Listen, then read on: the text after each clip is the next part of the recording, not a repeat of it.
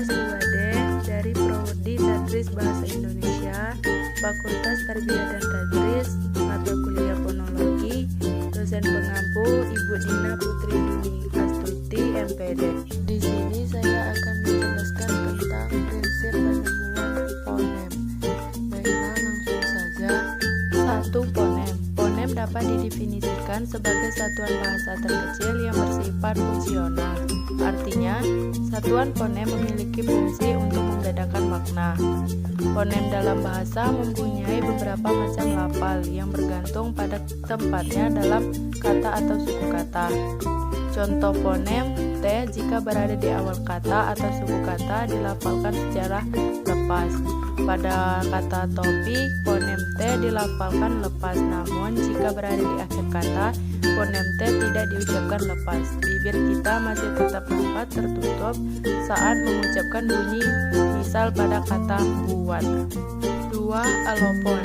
Alofon adalah varian panen berdasarkan posisi dalam kata misal komponen. Pertama pada kata makna dan makna secara fonetis berbeda.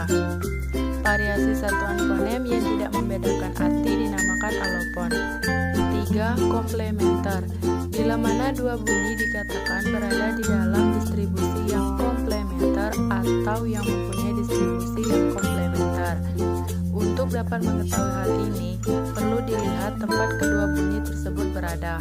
Tempatnya dapat ditentukan dengan melihat jenis bunyi yang mengapitnya atau dapat juga ditentukan dengan melihat jenis suku tempatnya berada.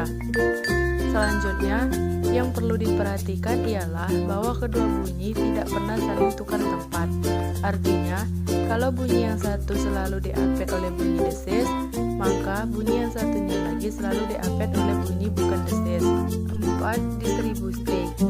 Secara terminologi, distribusi berarti penyaluran, pembagian, atau pengiriman kepada beberapa orang atau tempat.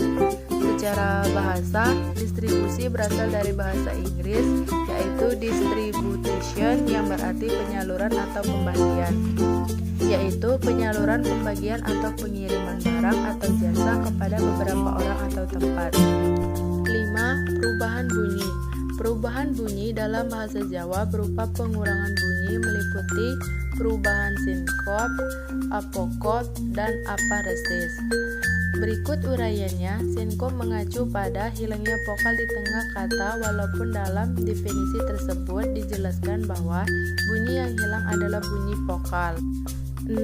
Asimilasi.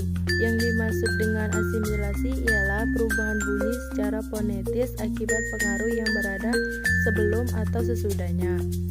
Kalau arah pengaruh itu ke depan disebut asimilasi prosesif. Kalau arah pengaruh itu ke belakang disebut asimilasi reksisif. 7. Pasangan minimal. Pasangan minimal adalah seperangkat kata yang sama, kecuali dalam satu bunyi. Pasangan minimal ini dengan istilah kata berkontrak, yaitu dua kata mirip yang memiliki satu bunyi yang berbeda dan menghasilkan makna yang berbeda pula. Bunyi yang berfungsi membedakan makna ini disebut fonem, dan bunyi yang tidak berfungsi sebagai pembeda makna dinamai kon. 8. Metatesis. Metatesis adalah perubahan urutan bunyi fonemis pada suatu kata. 9. Elipsis. Elipsis adalah gaya bahasa yang pada penggunaannya menghilangkan atau menghapuskan suatu unsur kalimat. Penghilangan ini berfungsi agar kalimat lebih efektif dan lebih sopan. Mungkin itu saja yang dapat